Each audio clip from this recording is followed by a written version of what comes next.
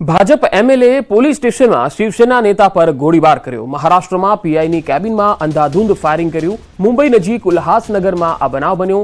ભાજપ અને શિવસેનાના નેતાઓ વચ્ચે જંગ હતો। મહેશ ગાયકવાડ પર 4 રાઉન્ડ ફાયરિંગ થયું। ભાજપ ધારાસભ્ય ગણપત ગાયકવાડ પર આરોપ છે 2 ગોળી અડીને પસાર થઈ, જ્યારે ત્રીજી ગોળી ખભા પર વાગી, જ્યારે ચોથી ગોળી પેટના ભાગે વાગી હતી। કલ્યાણ શહેર પ્રમુખ છે મહેશ ગાયકવાડ। મહેશના મિત્ર રાહુલ પાટીલ પર પણ ગોળીબાર થયો, જેમાં રાહુલ પાટીલના ખભા પર 2 ગોળી વાગી। મુંબઈ નજીક કલ્યાણ શહેરમાં વરિષ્ઠ પોલીસ અધિકારીની કેબિનમાં જ ગોળીબારી થઈ હતી, જેમાં ભાજપના ધારાસભ્ય ગણપત ગાયકવાડ પર આ આરોપ છે। મહેશ ગાયકવાડને 4 અને તેમના મિત્ર રાહુલ પાટીલને 2 ગોળી વાગી। મહારાષ્ટ્રના મુખ્યમંત્રી એકનાથ શિંદેની શિવસેના દળના કલ્યાણ પૂર્વના શહેર પ્રમુખ મહેશ ગાયકવાડ પર ભાજપના ધારાસભ્ય ગણપત ગાયકવાડે ગોળીબાર કર્યો હતો। બનાવ બાદ મહેશ ગાयकवाड़ ठाणेनी हॉस्पिटल में खसेड़ाया था। क्या हुआ? पुलिस चौकी सीनियर पीआई के ऑफिस में गोली चलाया गणपत गायकवाड़। क्यों चलाया? मैं अभी क्या हुआ अंदर का अपने को क्या मालूम, अपन बाहर थे। उसके बाद गणपत सेठ गोली चलाया और महेश गायकवाड़ के पास और राहुल सेठ के ऊपर। महेश गायकवाड़ को और राहुल भाई को किधर किधर लगा? राहुल सेठ को इधर लगा, महेश गायकवाड़ को इधर और इधर 5 गोली लगाए। ज्यादा लगा क्या? ज्यादा लगा, 5 गोली लगाए। સુરેન્દ્રનગરમાં લીંબડી અમદાવાદ હાઈવે પર અકસ્માત થયો। 2ના મૃત્યુ થયા છે, જ્યારે 20થી વધુ લોકો ઘવાયા છે। ખાનગી ટ્રાવેલ્સ અને ડમ્પર વચ્ચે વહેલી સવારે અકસ્માત થયો હતો। સ્થળ પર જ 2 લોકોના મૃત્યુ થઈ ગયા, જ્યારે 20 ઘાયલોને બગોદરા હોસ્પિટલ ખસેડાયા છે। जनशाड़ी गामना पाटिया पासे बंद पड़ेल डम्पर पाछळ खानगी ट्रावेल्स बसनी टक्कर वागी गई। आ बस जामनगर थी अमदावाद तरफ आवी रही हती। पोलीसे घटना स्थळे पहोंचीने वधु तपास हाथ धरी छे।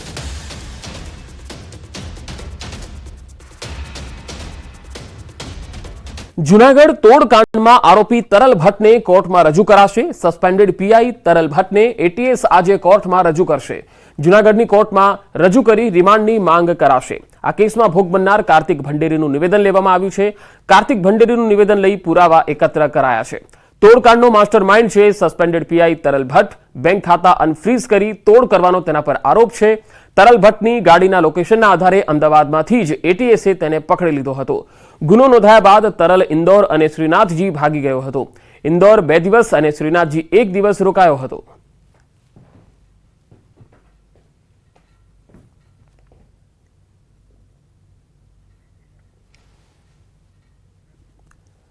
વાત સુરતની। સુરતમાં ભત્રીજાએ જ કાકાની હત્યા કર્યાની ઘટના સામે આવી છે। સુરતના પાંડેસરાના બાટલી બોય નજીક આવેલ સુડા આવાસમાં ભત્રીજાએ જ કાકાનું ઢીમ ઢાળી દીધું। यूपीથી 1 વર્ષ પહેલા કામ અર્થે પાંડેસરા આવેલા દિનેશ કુમાર લુમ્સના કારખાનામાં કામ કરતા હતા। સુરતમાં રોજગારી કરી પરિવારને મદદરૂપ થનાર દિનેશને મોઢાના ભાગે બોથડ પદાર્થના ઘા ઝીકીને હત્યા કરી દેવાઈ। પોલીસે સ્થળ પરથી પહોંચી લાશને પોસ્ટમોર્ટમ માટે મોકલી આપી છે અને તપાસની તજવીજ હાથ ધરી। પોલીસે સીસીટીવી ફૂટેજ અને નજીકના સંબંધીઓના નિવેદનના આધારે હત્યારાના નામનો પર્દાફાશ કર્યો અને પગેરું તેના ભત્રીજા સુધી પહોંચ્યું। પોલીસ તપાસ મુજબ વતનમાં અગાઉ દિનેશ અને વિજય વચ્ચે નાના મોટા ઝઘડા ચાલતા હતા, જેની અદાવત રાખી આરોપી વિજયે પોતાના જ કાકા એવા દિનેશને મોઢા પર બોથડ પદાર્થના ઘા ઝીકીને મોતને ઘાટ ઉતાર્યા। પોલીસે આરોપીને પકડી પાડવા માટે ચક્રો ગતિમાન કર્યા છે। ब्रिजेश नामना माणसे दिनेश नामना माणसने मारामारी करे અને એ મારામારીનું પરિણામ હત્યામાં નીપજે। દિનેશ સિંહનું ડેડ બોડી મળી આવતા શરૂઆતમાં શંકાના આધારે તેની ઓળખ કરી તેને હોસ્પિટલ પહોંચાડતા પોતે મરણ ગયેલ છે, તેની હત્યા થયેલ છે તેવું ડોક્ટરે જણાવતા મર્ડરનો ગુનો નોંધી પાંડેસરા પોલીસ સ્ટેશને આગળની કાર્યવાહી શરૂ કરેલ છે, જેમાં બ્રિજેશ સિંહનું નામ પ્રાથમિક બાતમીદારોથી આવેલ છે। તેની શોધખોળ ચાલુ છે અને તેને મેળવીને તેની પાસે જે પણ પુરાવો મળશે।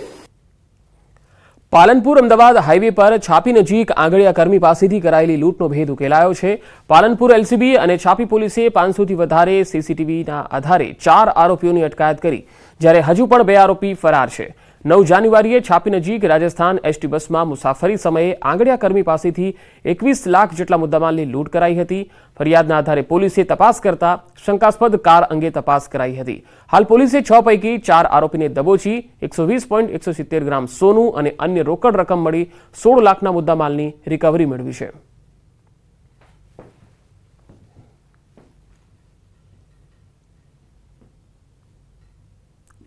શંકાસ્પદ ક્રેટા ગાડી લાગી હતી. આ ક્રેટા ગાડીનું વધારે ટેકનિકલી અમે અવલોકન કરતાં ખ્યાલ પડ્યું કે એની અંદર આશરે 6 જેટલા માણસો હતા કે જે લોકોએ આ લૂંટને અંજામ આપેલો હતો. અમારી ટીમે અથાગ પ્રયત્નો કરી આમાંથી 4 આરોપીઓને પકડી લીધા છે.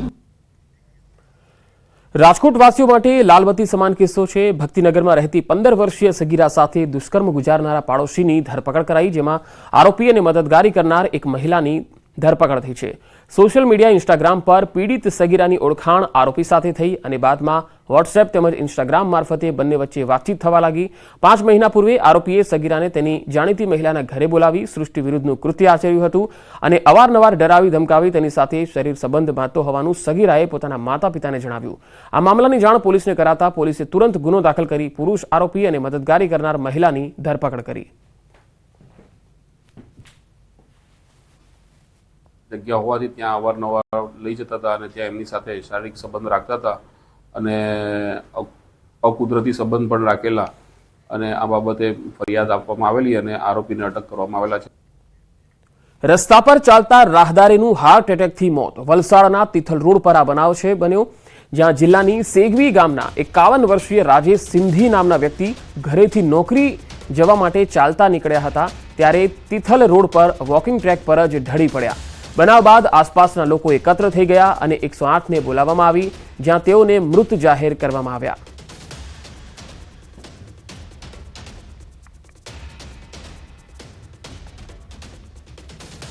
અમદાવાદમાં સ્ટાર્ટઅપ ફેસ્ટિવલનો કાર્યક્રમ. કેન્દ્રીય ગૃહમંત્રી વર્ચ્યુઅલી હાજરી આપશે. અમિત શાહ કાર્યક્રમમાં વર્ચ્યુઅલી હાજરી આપશે. વેજલપુર વિધાનસભા બેઠકમાં આયોજિત કાર્યક્રમ YMCA ક્લબમાં યોજાઈ રહ્યો છે, જેમાં મોટી સંખ્યામાં લોકો પણ ઉપસ્થિત રહેશે.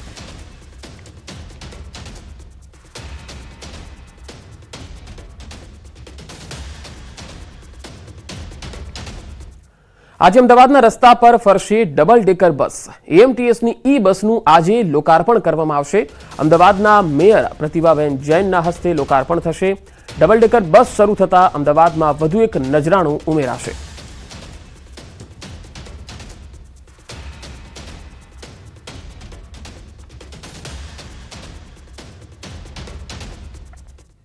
નર્મદા ઘાટ પર નર્મદા મહાઆરતીનો અદ્ભુત ડ્રોન નજારો જોવા મળ્યો. કેવડિયા નજીક વારાણસીના ગંગા ઘાટ જેવો જ નર્મદા ઘાટ બનાવાયો છે, જેમાં ઘાટ રંગબેરંગી રોશનીથી ઝગમગી ઉઠ્યો. આ ઘાટ 131 મીટર લાંબો અને 47 મીટર પહોળો છે. ગોરા શુલપાણેશ્વર મંદિર પાસે નર્મદા ઘાટ બનાવવામાં આવ્યો છે. પ્રવાસીઓને દરરોજ આ નજારો જોવા મળશે.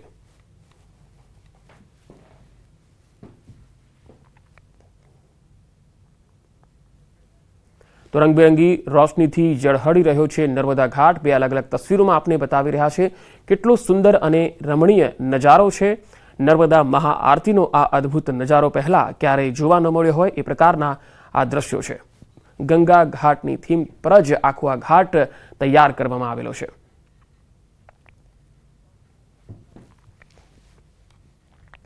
છોટાઉદેપુર શહેરમાં ભૂગર્ભ ગટરોની સફાઈના નામે 1 મહિનાથી મુખ્ય રસ્તાઓ પર ખાડા ખોદી દેવામાં આવ્યા, જેને લઈ સ્થાનિકો ભારે હાલાકીનો સામનો કરી રહ્યા છે. રાહદારીઓ અને વાહન ચાલકો અકસ્માતની ભીતિ સેવી રહ્યા છે. ન્યૂઝ 18ની ટીમે સ્થાનિકોની સમસ્યાને વાચા આપી અને આ અંગે પાલિકાના પાણી પુરવઠા ઇન્ચાર્જ અધિકારી સાથે વાત કરતા તેમણે તાત્કાલિક ખાડા પૂરી દેવાની ખાતરી આપી.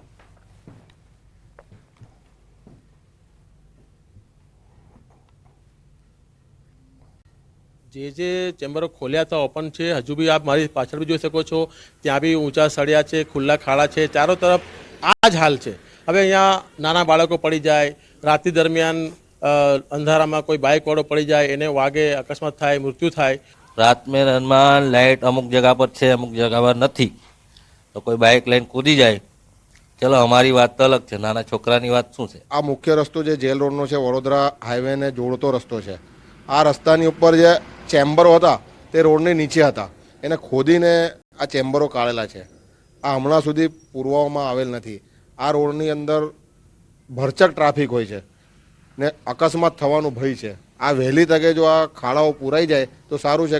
આજ બપોર સુધી તે કામગીરી કરવામાં આવશે અમારા સ્ટાફ દ્વારા. ખાડા કાલ સુધીમાં પૂરી દેવામાં આવશે, આવતીકાલ સુધીમાં ખાડા પૂરી દેવામાં આવશે અને સળિયા પણ કટિંગ કરી દેવામાં આવશે.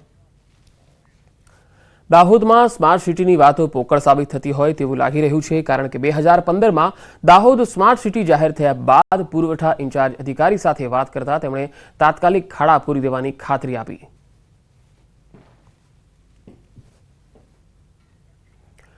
અહીંયા 2015માં દાહોદ સ્માર્ટ સિટી જાહેર થયું અને ત્યાર પછી જે વાતચીત થઈ છે તે પ્રમાણે શહેરમાં હાલ તો કચરાપેટી દેખાઈ રહી છે, ઠેર ઠેર કચરો છે, અલગ અલગ જગ્યાએ સફાઈનો પણ અભાવ છે.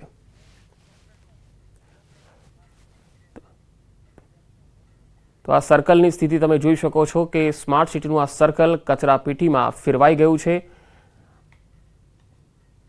સર્કલની યોગ્ય જાળવણી અહીંયા નથી થઈ રહી અને એટલું જ નહીં, શહેરના અનેક વિસ્તારોમાં ગટરના પાણી પણ છે, ગંદકી પણ ખૂબ જ વધી ગઈ છે. પ્રથમ જ્યારે સ્માર્ટ સિટીને દાહોદમાં પસંદગી કરવાની હતી તે સમયે આ સર્કલ બનાવવામાં આવ્યું હતું પીપીપી મોડેલ. આજે દુર્દશામાં છે. એને ખરેખર રીડેવલપમેન્ટ કરવામાં આવે અથવા અન્ય કોઈ સારા ઉપયોગ માટે આનો ઉપયોગ થાય તો દાહોદવાસીઓના હિતમાં છે. વર્ષ 2015માં દાહોદને સ્માર્ટ સિટીની ઘોષણા કરવામાં આવી હતી. ત્યારબાદ હરખથી એક જે સર્કલ બનાવવામાં આવ્યું હતું તે સર્કલ ઉપર આઈ લવ દાહોદ અને સ્માર્ટ સિટીનું બોર્ડ પણ ચિતરવામાં આવ્યું હતું. જો કે આપ મારી પાછળ અત્યારે જોઈ રહ્યા છો, દાહોદ શહેરને સ્માર્ટ સિટી જાહેર કર્યા બાદ જે લોકોમાં ખુશી જોવા મળી હતી અને લાયન્સ ક્લબ અને નગરપાલિકા દ્વારા પ્રાઇવેટ પાર્ટનરશિપ મોડલ ઉપર જે એક દાહોદના વચ્ચોવચ્ચ જે સર્કલનું નિર્માણ કરવામાં આવ્યું હતું. જો કે આ સર્કલ દિવાલ ઉપર દાહોદ માટે પ્રેમ અને સ્માર્ટ સિટીને થયેલી ઘોષણા અને લખાણ પણ ચિતરવામાં આવ્યું હતું. જો કે સમય જતાં આ જે સર્કલ છે તેની કોઈ પણ જાતની મેન્ટેનન્સ ના કરવાના કારણે આ જે સર્કલ છે તે એક કદરૂપું બનવા પામ્યું છે. અહીંયા મોટા મોટા ઝાડી ઝાકરાઓ ઉગી જવા પામ્યા છે અને હાલ જે એક કચરાના ઢગલા સમાન જે આ સર્કલ જોવા મળી રહી છે.